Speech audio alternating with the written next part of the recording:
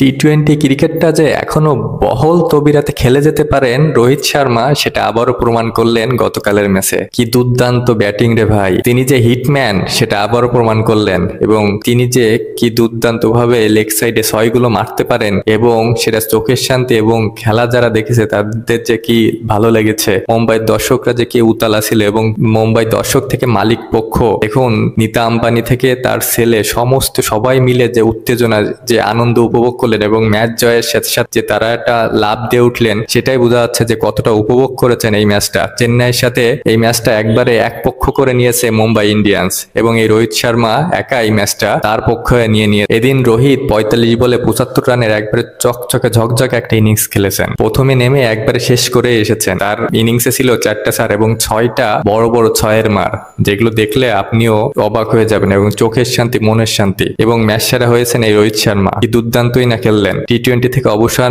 না নিলে তাকে হয়তোবা আরো একটি বিশ্বকাপে দেখা যেত। এবং দুর্দান্ত আইপিএল এ কামব্যাক করেছেন, এবং আইপিএলটা মুম্বাইয়ের প্রথমে ভালো যায়নি, কিন্তু এখন দুর্দান্ত খেলতেছেন মুম্বাই, এবং আশা করি এই শিরোপার অন্যতম দাবিদার কিন্তু এই মুম্বাই। তো ভালো লাগলে অবশ্যই লাইক, কমেন্ট, ফলো, সাবস্ক্রাইব করবেন। ধন্যবাদ।